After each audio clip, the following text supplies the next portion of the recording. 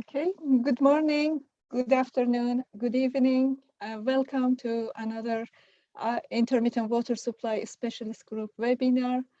It's my great pleasure to welcome Dr. Eugine Makaya from Zimbabwe, who is going to talk about intermittent water supply in Southern Africa, focusing on effects of power interruptions.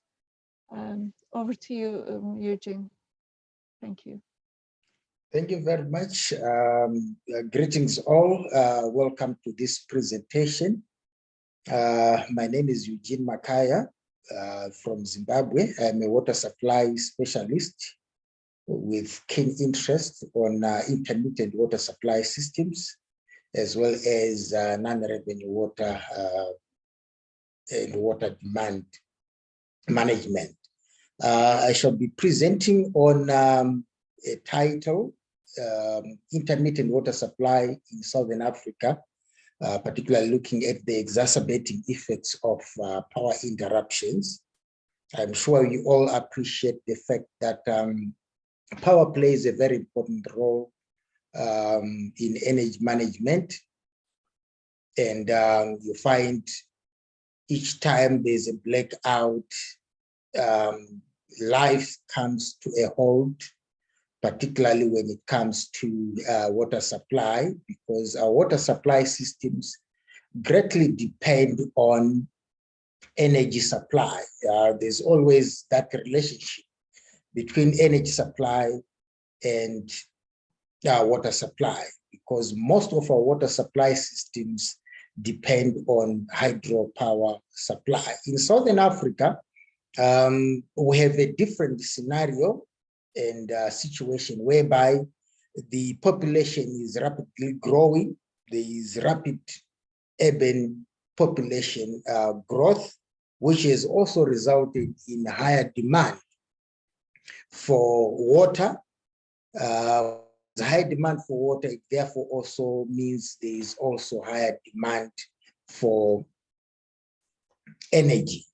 So you find the power infrastructure plays a very important role in the energy supply to the water supply systems, because most of our water supply systems are pumped systems where energy is actually needed to pump the water to where it is actually consumed.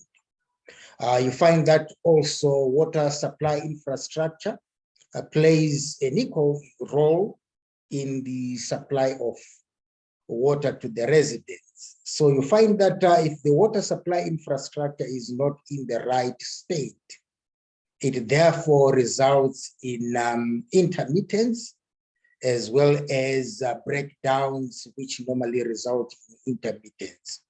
I'm sure from our definition of intermittent water supply system, you find that if a system is not pumped or doesn't get water for 24 hours on a continual basis, it therefore results in intermittence. So there's always that relationship between water supply and energy. I want to take you through the energy demand in Africa. You find that in as much as the population is growing, the demand for energy is actually growing, as well as the growth in the demand for that energy. And Africa's urban population is expanding fast, whilst the GDP is also not growing at the same pace. And if this happens, there's always a deficiency in terms of the power needs as well as the water needs. More water is actually demanded, like I've indicated that with urban growth, we need to supply more water. And that effort to supply water is actually being hampered by factors such as the available electricity, the aged infrastructure, both electricity infrastructure as well as water supply infrastructure. So this is an indicator that the demand is quadrupling in 2040, which is actually resulting in more energy being demanded, especially if we're looking at the efficiency of the systems. If the system's efficiency is not improved as well, you find that the demand for electricity would even go higher than the projected demand. In terms of energy generation, you find that we have natural gas topping in the electricity generation, coal, hydropower, oil, wind, solar energy. We also have geothermal energy, solar thermal, biofuels being used in Africa in energy generation or electricity generation.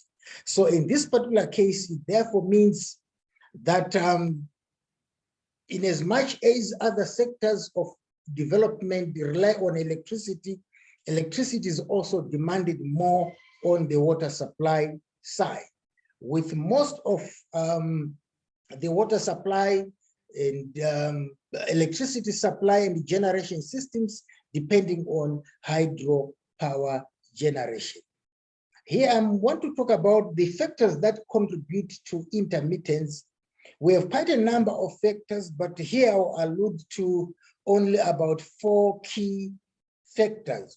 The first one being infrastructure capacity. You find that the capacity of our water supply infrastructure is failing to meet the demand, because we said the demand for water is actually increasing by day as the population is increasing through urbanization. This infrastructure is also suffering from aging, because you find water supply infrastructure, it rusts, and with age that infrastructure needs to be replaced. But with the pressure that the economies are actually facing, they may not be able to replace the infrastructure at the scheduled times. You also find that intermittent power supply is also another contributing factor. Like I've alluded to, the issues to do with power supply, power generation. Either power is interrupted through emergencies or through planned interferences. And in this particular case, you find that either intermittence is planned or it is not planned. We also have limited availability of water resources. You find in Southern Africa, most of the countries in Southern Africa are experiencing a series of droughts. And for that reason, the available water resources in the reservoirs and dams in these countries is always on the lower end. And I'll also explain that in the forthcoming slide.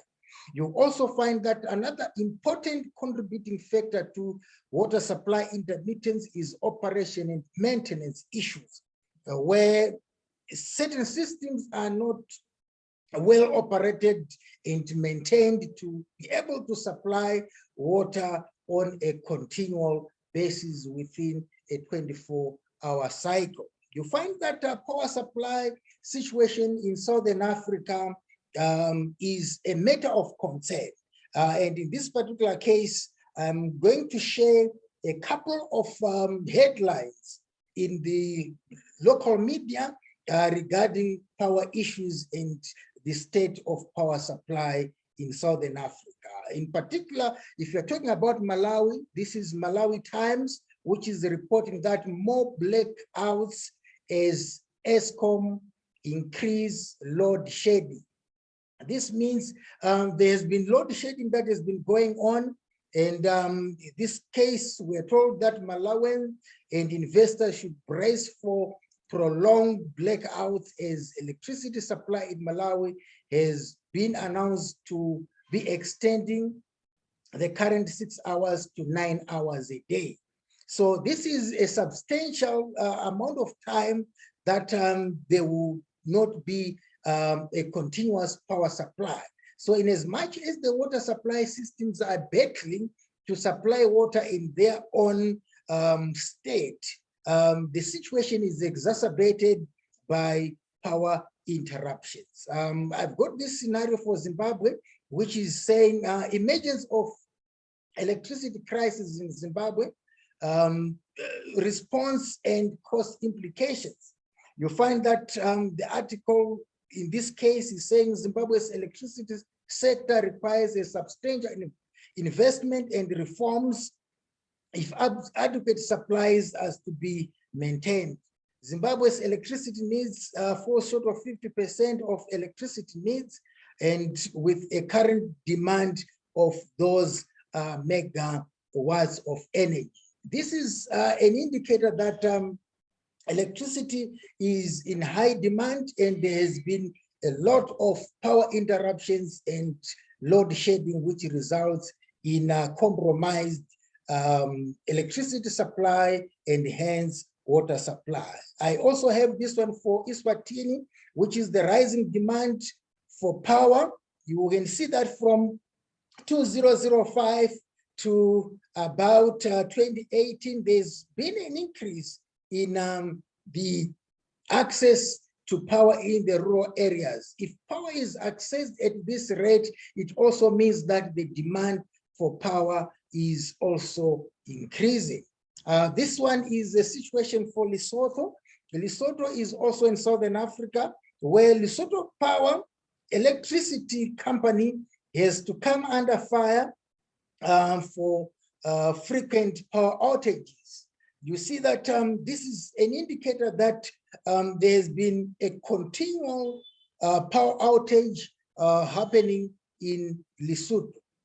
Angola is also another country in Southern Africa, and this article on the 17th of 2017 is talking about load shedding hits Luanda.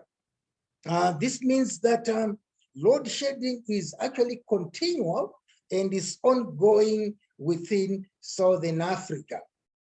This is yet another article on the same country, Angola, which is talking about the outage which puts downtown Angola in the dark.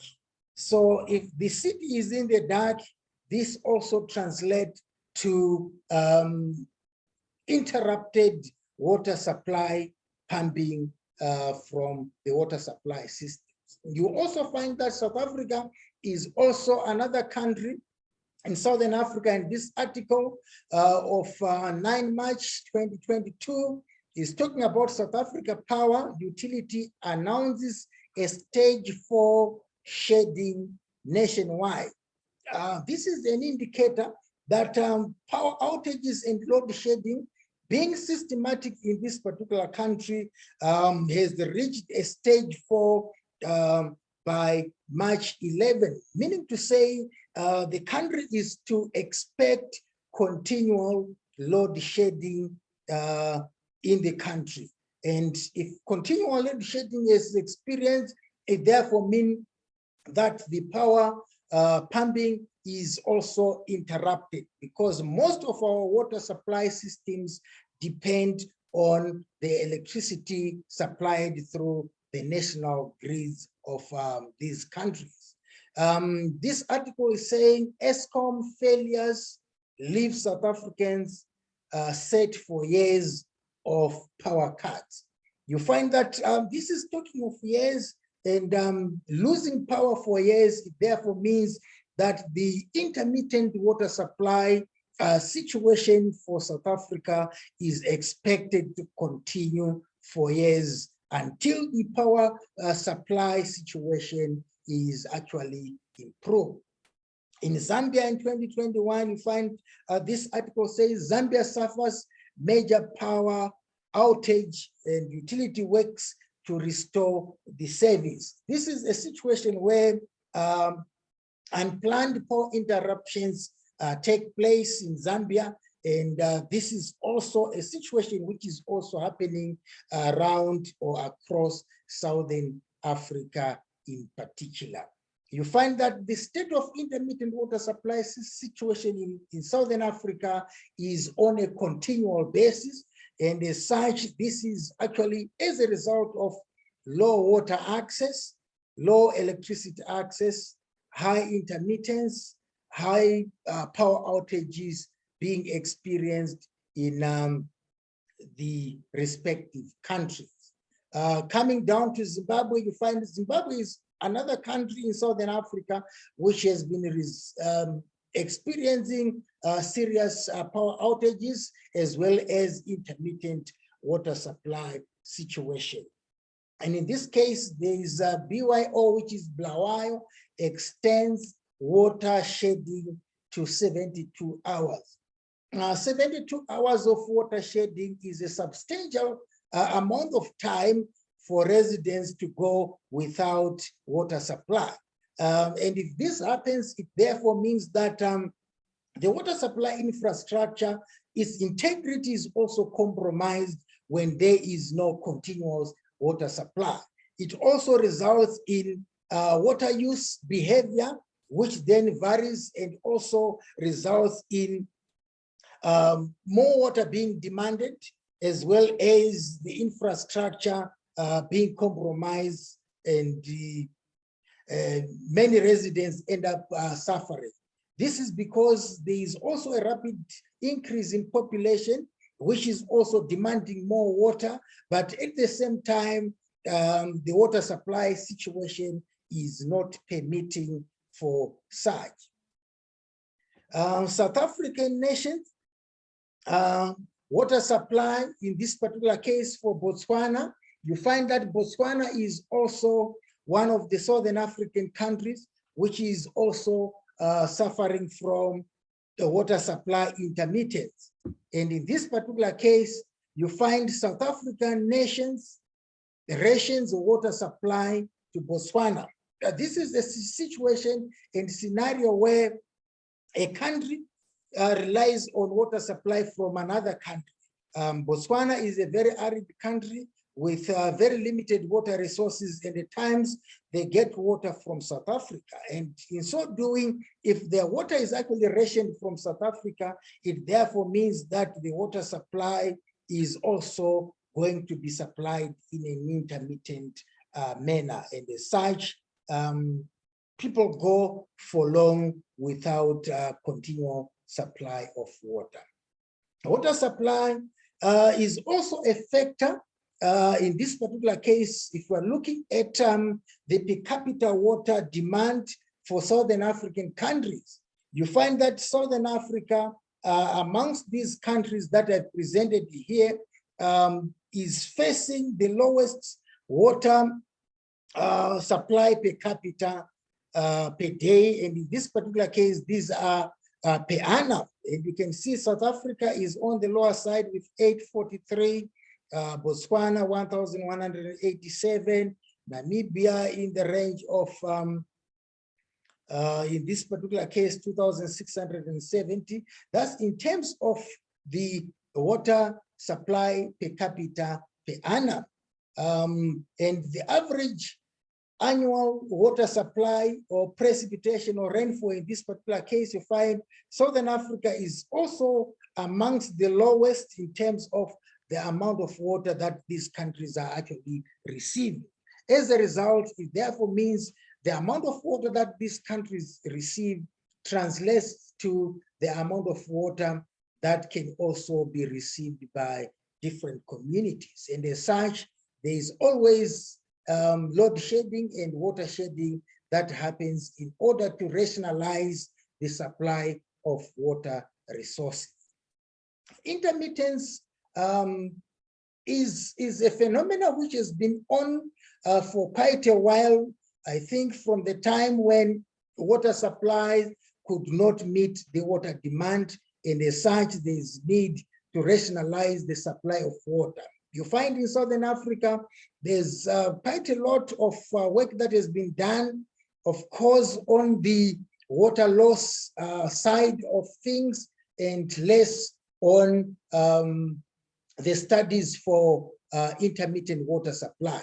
And most active countries in Southern Africa, you find South Africa, Zimbabwe, Namibia have been quite active in the study of intermittent water supply systems, with list countries being the likes of Mozambique, Zambia, Malawi, also trailing behind in terms of the works on intermittent water supply situation or systems. The status quo currently is in a manner that is quite cyclic, because you find in as much as a country or a situation increases into green zone here, you find certain conditions may not start favoring the reduction of intermittence. And as such, power generation issues, droughts come in, and the country goes into red in terms of the management of its intermittent supply. And the cycle goes on with each country trying to reduce the rate at which the intermittence is actually being experienced. But it goes in a cyclic manner because it is actually following the trend in water supply through the rainfalls and the rain seasons, because most of hydropower generation is also seasonal. And as such, this is the situation that most of the country are facing, and as such, they would want to try their level best to move from red to green and maintain the status quo.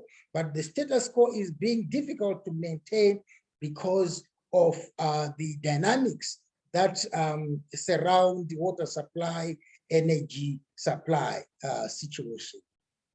In order for countries to improve on their intermittent supply systems, in other words, we are saying there's need to improve on the efficiency of pumping.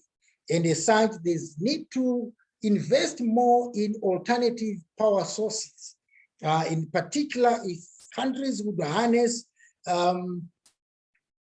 wind energy in order to augment their energy supplies. Countries can also resort to the use of solar PV panels, which can actually be able to generate electricity and supply electricity in a continuous manner in order to reduce the prevailing intermittence in power supply. So power supply can actually be augmented even by use of heavy duty diesel power generators. They can actually be used effectively to reduce the dependency on hydropower, which is characterized by a number of challenges, which also results in intermittency. You also find that geothermal energy is another alternative that can actually be adopted in enhancing the power supply, and as well as ensure that there's always a continuous power supply. Of course, in Southern Africa, we've got very limited sources of geothermal energy. It has been observed that there's been quite a number of issues that could actually be done in order to better understand the current water supply intermittence in Southern Africa. You find that there is limited research work which is being done on intermittent water supply in Southern Africa. This is evidenced by, if you look at most of the researches that have been done on water supply, they've been looking more on the non-revenue water, water demand management, but in terms of intermittence and to come up with a proper understanding of the water power nexus, this is still an issue that needs to be improved on. There is also limited to no active work groups on intermittent water supply situations. So I would urge many institutions, individuals, universities, research centers to come up with these active work groups that could look into intermittent water supply. And this can also be done through networking with other work groups in other countries in order to enhance the understanding of intermittent water supply. This can also result in more publications coming out on Southern Africa regarding intermittent water supply.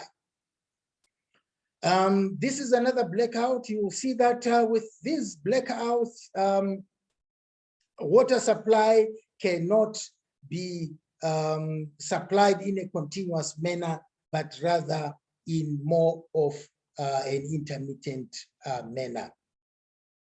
I think this has taken me to the end of my presentation, but you will see that we have next slides that talk about the previous webinars being available on the YouTube, in case you might want to have a look at these. There is also an announcement about call for papers on intermittent water supply, challenges, opportunities, and solutions. I'm sure Razier will also be able to share more about these calls for papers.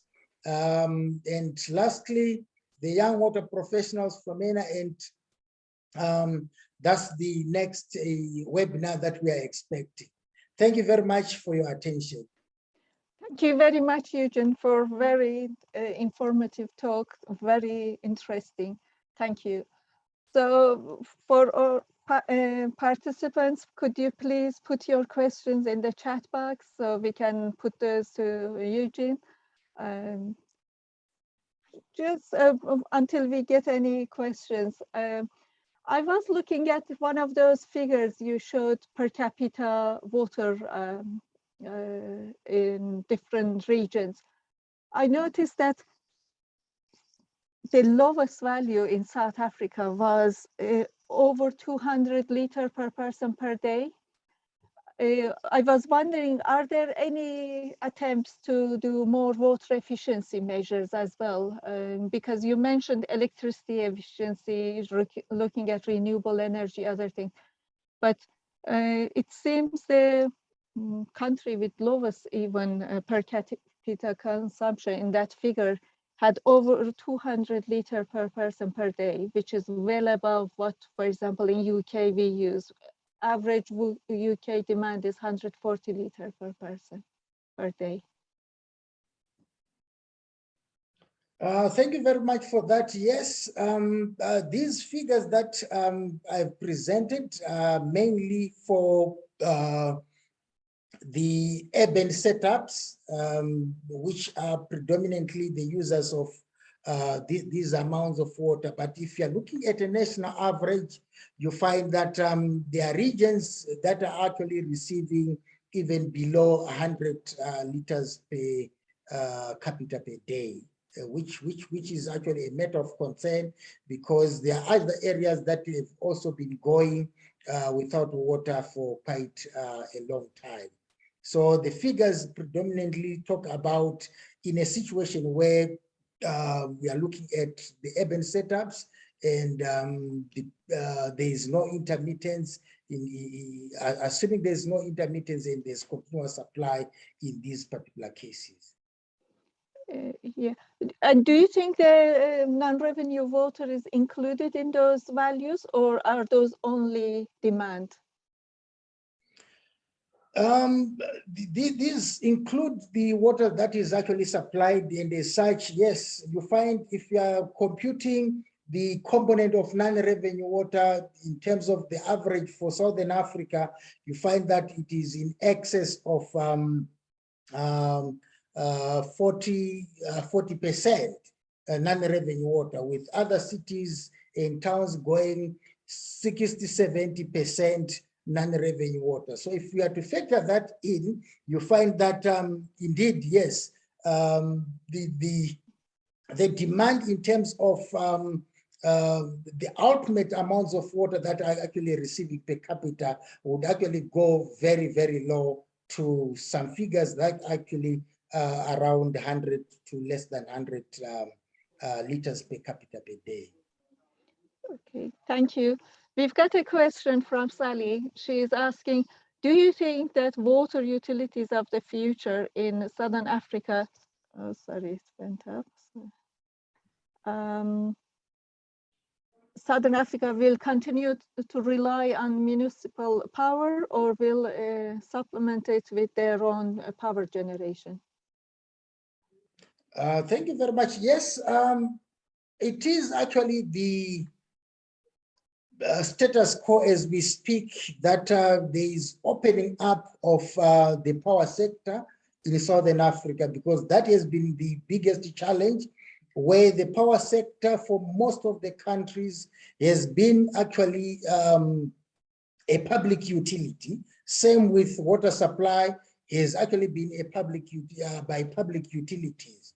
And as such, this is actually moving away from that, whereby private power players are coming on board, private companies, or more or less privatization of our municipalities and as such. This means that they are more autonomous in terms of the water and energy supply. And if this situation is achieved, whereby there is privatization of power and water, then it therefore becomes quite easy to make sure that there is reliable supplies of water and electricity. So yes, this is the situation that is on the ground. There is very much improvements in terms of management of water and power with private utilities coming on board, and as such, the situation would actually improve ultimately. Okay, thank you.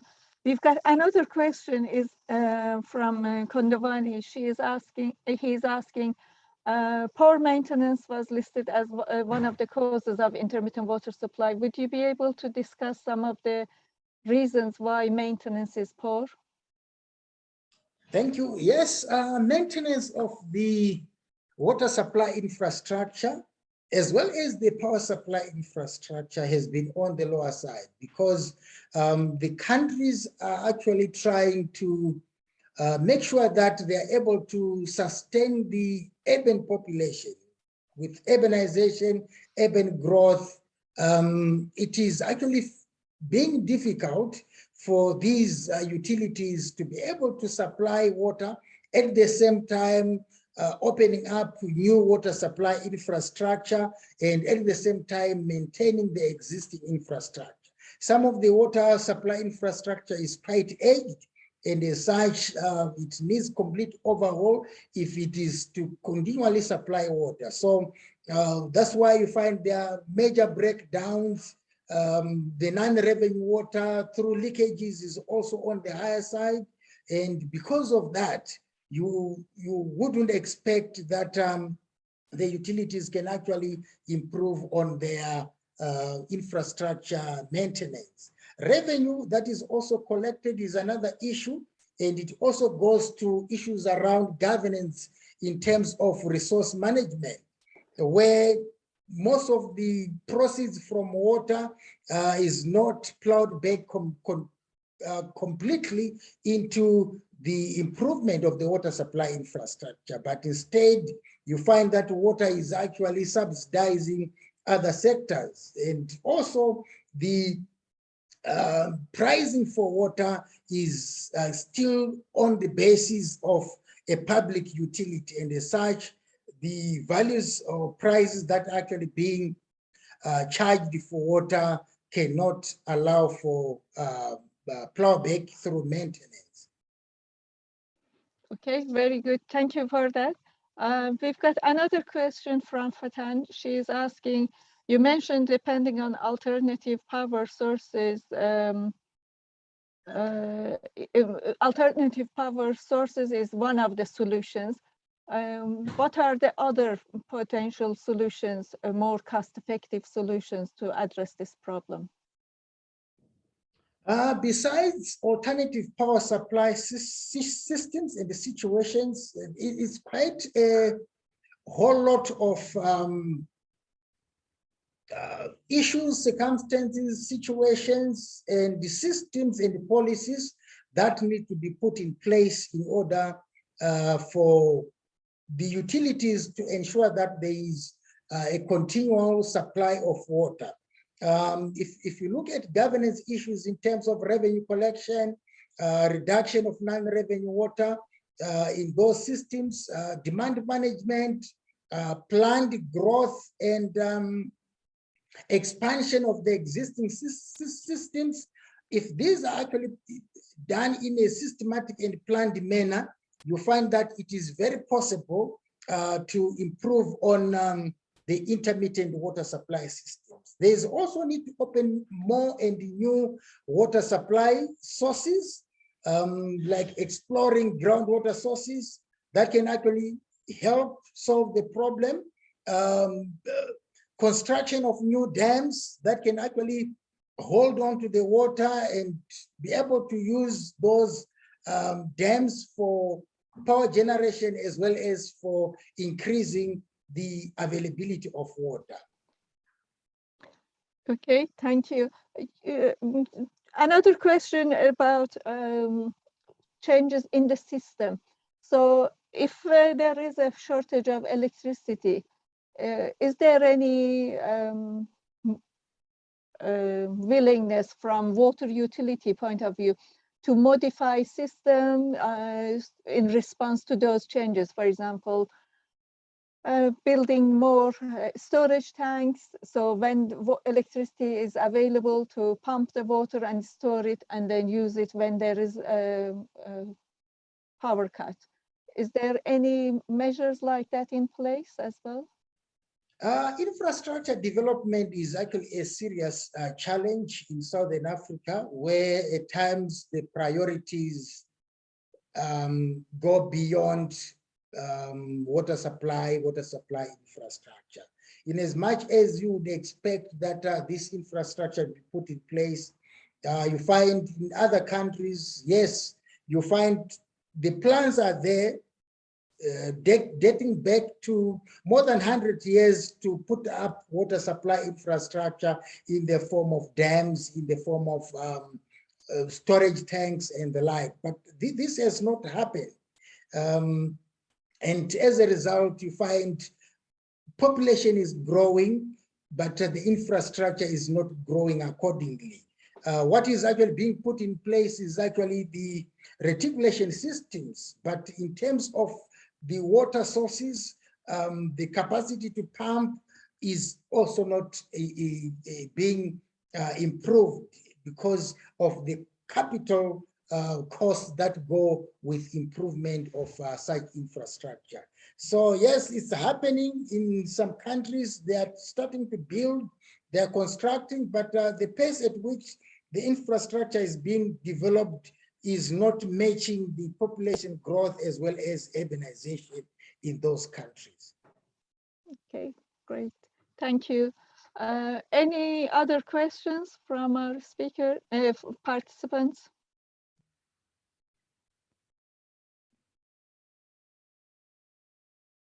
If not, Eugene, any final comments, suggestions before we close this session? Thank you very much. Yes, I would suggest that the challenge of intermittent water supply requires collective action. It requires scientists, academics to put heads together, come up with work groups in Southern Africa in order for the proper understanding of the intermittent water supply situation, because it is the basis for informing policy as well as the respective governments on the way forward and action that needs to be done. Because without proper studies, without proper information that can actually be shared, it is very difficult to inform as well as influence policy through advocates to say, this is the status quo, this is the challenge that the utilities are facing. So I call upon each and every one of us to put heads together, work together towards understanding of the intermittent water supply situation. Otherwise, thank you very much all for your time. Yeah, thank you very much, Eugene, for very informative talk and highlighting challenges in Southern Africa. Thank you to all the participants for attending this session and asking questions. Thank you all. And as you saw in the last slide, we have got another webinar next month, and we look forward to see you all there. Thank you and goodbye. Yeah. Oh, sorry. Quick one. Will they be sharing some documents on this? It's Francis Lahai from Sierra Leone. Yeah. Hi, Sorry. Francis. Yes. How are you? Good. Good. How are you? Yeah, very well. I listened to the last speaker, Eugene. He was trying to make a summary of what was going on. I think yeah, the challenges are quite plenty, and a lot of times we are maybe limited with the technology we can also use in controlling some of the IWS. And so in the next seminar, maybe I will also join a bit earlier. So I was just wondering if we'll be sharing. Yes, thank you very much for that comment. We record all the webinars and we have a YouTube channel. Eugene, could you please go a few slides up so he can see the, yes. So all of the IWS webinars are recorded and we put up in the YouTube channel that we have created for, yes, it is available there. But Francis, thank you very much for joining today. If you would like to give a talk about challenges in your country about intermittent water supply, we are very welcome that, and we would be very happy to host you to give a talk in the future webinars. Yes, okay, thank you very much. I will. I will be in contact directly and send you an invite for to give a talk in our webinar. Okay, yeah, thank you very much.